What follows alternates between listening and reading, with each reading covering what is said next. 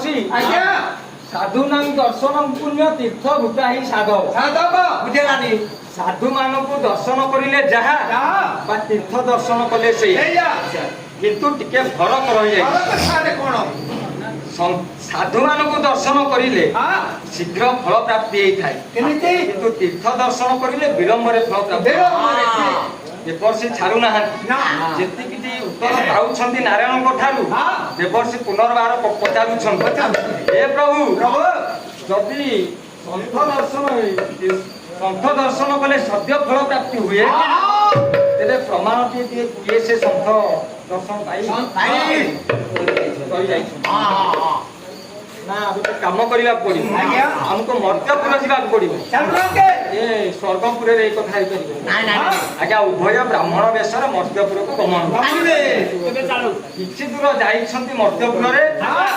ନାରାୟଣ ଏବଂ ଦେବର୍ଷି ଆଗ ପଛରେ ଯାଉଛନ୍ତି ନାରାୟଣ ଆଗରେ ଅଛନ୍ତି ଦେବର୍ଷି ପଛରେ ଅଛନ୍ତି କିଛି ଦୂରରେ ନାରାୟଣ ଯେତେବେଳେ ଚାହିଁ ଯାଇଛନ୍ତି ପଛକୁ ଦେଖିଲେ ମୋ ପଛରେ ତ ପାଦ ତପ୍ତକ ଶୁଭୁଥିଲା ଶୁଭୁ ନାହିଁ ପଛକୁ ଚାହିଁ ଯାଇଛନ୍ତି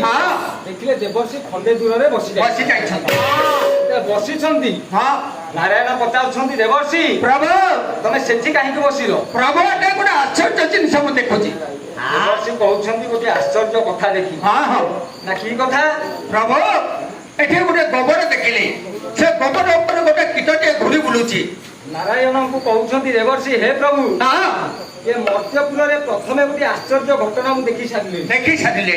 କଣ ନା ଗୋଟିଏ ଗୋମୟ ଉପରେ ବା ଗୋବର ଉପରେ ଗୋଟେ କ୍ଷୁଦ୍ର ଗୋମୟଟିଏ ବା ଗୋବରଟିଏ ଘୁରି ବୁଲୁଛି ନାରାୟଣ ଟିକେ ମୁରୁକି ହସିଦେଲେ କହିଲେ ଦେବର୍ଷି ପ୍ରଭୁ ଭଲ ଭାବେ ନିରୀକ୍ଷଣ କର ସେଟା କଣ ଦେଖ ମୁଁ ସାର୍ ଦେଖୁଛି ଏଟା ଗୋଟେ କୀଟଟିଏ ଯେତେବେଳେ ଆଜ୍ଞା ଦେବର୍ଷି ନିରୀକ୍ଷଣ କରୁଛନ୍ତି ଦେଖିଲେ ତା ଭିତରେ ଗୋଟିଏ କୀଟଟିଏ ଅଛି ଗୋବର ପୋକ ଯାକୁ ମନେ ମନେ ଦେବର୍ଷି ଚିନ୍ତା କରୁଛନ୍ତି ସତରେ ମହାଜନ ବୃଦ୍ଧ ବା ଯୁବା ଯୁବତୀ ସମସ୍ତଙ୍କୁ ଏଠି